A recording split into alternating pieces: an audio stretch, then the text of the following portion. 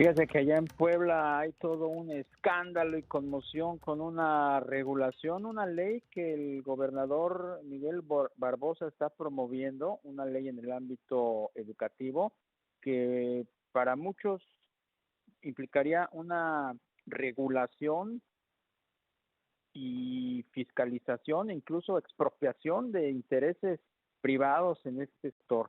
Vamos a platicar con Arturo Guerra, él es presidente de la Federación de Escuelas Particulares de Puebla. Arturo, ¿cómo estás? Mucho gusto saludarte, buenas tardes. Buenas tardes, igualmente a ti y a tu auditorio. Platícanos, por favor, ¿de qué estamos hablando? Esta ley que está impulsando el gobernador Barbosa, ¿de qué se trata y qué implicaciones podría tener para las escuelas privadas? Bueno, propiamente la ley que se ha impulsado recientemente es la homologación a la Ley General de Educación. Esta ley que se promovió a nivel federal en el mes de septiembre, que fue aprobada, estableció dentro de sus considerandos el que había un término, un plazo para los estados para que pudieran ellos actualizar esta ley y bueno, pues ponerla en homologación o en vigencia en cada uno de ellos, ¿no? Entonces, en este caso, el plazo se vencía el 15 de mayo, que era el plazo límite para poder regular esta ley. Y entonces, bueno, lo que se hizo propiamente fue que el Congreso, acatando precisamente estos términos que se habían establecido, bueno, pues procedió precisamente a tratar de homologar la ley, ¿no? A través de pues una iniciativa que salió precisamente del Ejecutivo Estatal.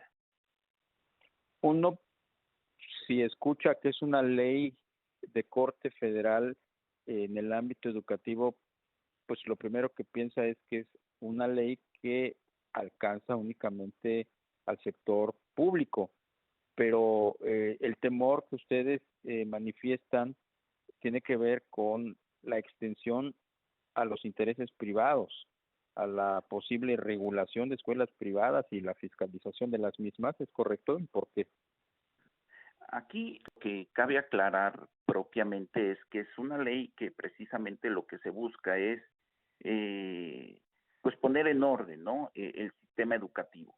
Ahora, ¿cuál es lo que está causando molestia o de alguna manera inquietud?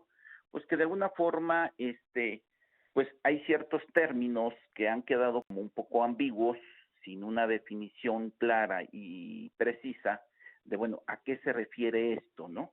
Porque en cierta forma hay que explicarlo, ciertamente toda la educación oficial pues viene regulada por la Secretaría de Educación Pública, ¿no? Es la que expide los reconocimientos de validez oficial y entonces uno cuando estudia un programa, pues lo estudia a través de una institución donde esta institución ha hecho toda una serie de trámites. En el caso, por ejemplo, de nosotros los particulares, pues tenemos que hacer una serie de trámites ante la SEP para que ellos pues validen, ¿no? Si estamos dentro de la norma, si somos realmente personas, ¿no? Ya sea físicas o morales, que cumplimos con la normatividad que ellos han establecido para poder ejercer este derecho, que es un bien público, propiamente es un bien público, el cual nosotros pues asumimos también la responsabilidad y nos volvemos competitivos con el Estado para poder realizar este derecho a quienes así lo consideren como un beneficio, ¿no? Entonces,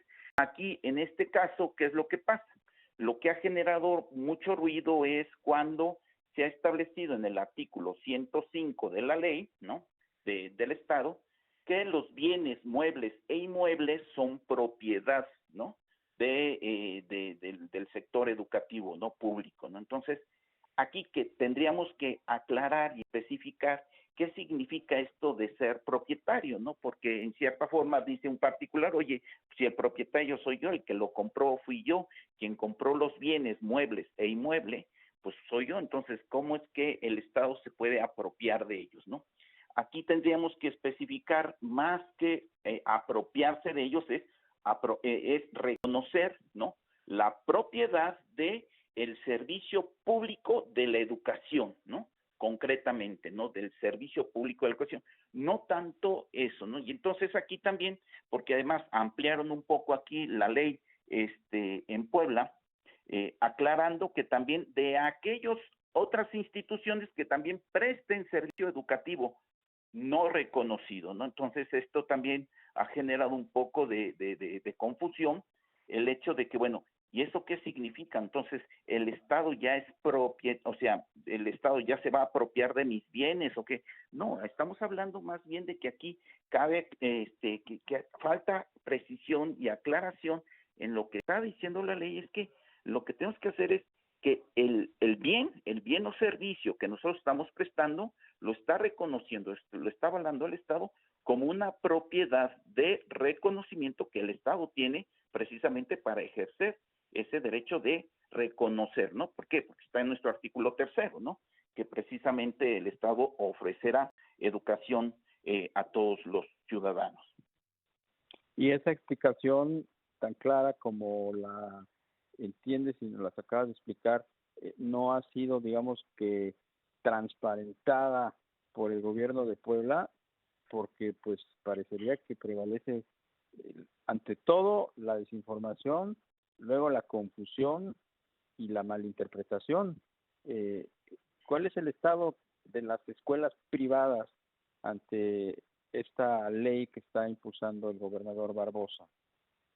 Pues yo creo que aquí, primero, antes que otra cosa, creo que lo primero que tenía que haber sido es que tendríamos que haber sido convocados a un diálogo, ¿no? De que se nos expusiera, ¿no? Con toda claridad cómo se va a homologar esa ley general federal al Estado.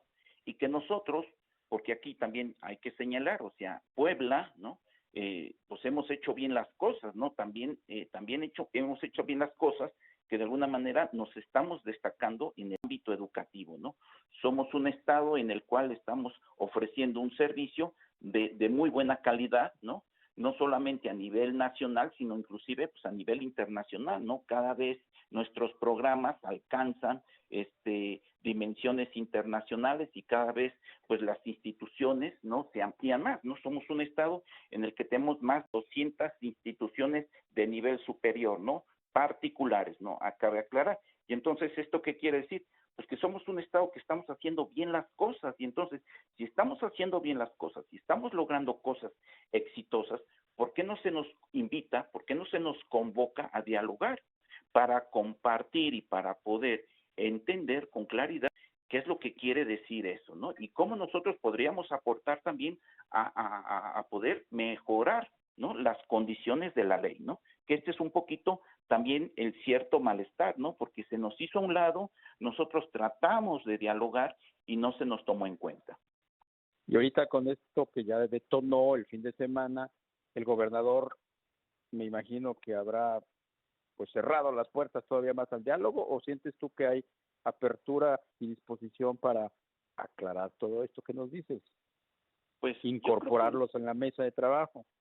Pues yo creo que tendríamos que incorporarnos, ¿no? Nosotros estamos dispuestos a dialogar, yo siempre lo he dicho, me han entrevistado yo varias veces y agradezco a tu medio que haga lo propio. Yo siempre lo he externado, creo que la forma de solucionar los problemas es a través del diálogo. Y nosotros estamos dispuestos a dialogar nuestras preocupaciones, nuestros intereses, porque realmente también hay que decirlo, o sea, sabemos que el Estado no tiene toda la capacidad para poder atender la educación, claro, que sabemos que es uno de los bienes fundamentales de toda sociedad y de todo desarrollo. Entonces, nosotros estamos dispuestos a colaborar con el gobierno y si nos dice el gobierno, mira, tienes que cumplir con esto, bueno, pues hay que hacerlo razonable, hay que hacerlo entendible y hay que ponerlo en marcha, ¿no? Entonces, si aquí esta ley ha generado este ruido es porque primero no ha habido diálogo, ¿no? O sea, no se nos tomó en cuenta y se nos hizo a un lado. Y entonces nosotros, en lugar de explicarle a la sociedad de qué trata, pues obviamente la sociedad misma está interpretando estas cosas. Bien, Arturo Guerra, presidente de la Federación de Escuelas Particulares de Puebla. Eres muy amable en tomarnos la llamada. Muy buenas tardes. Gracias. Buenas tardes. Hasta luego. Hasta luego.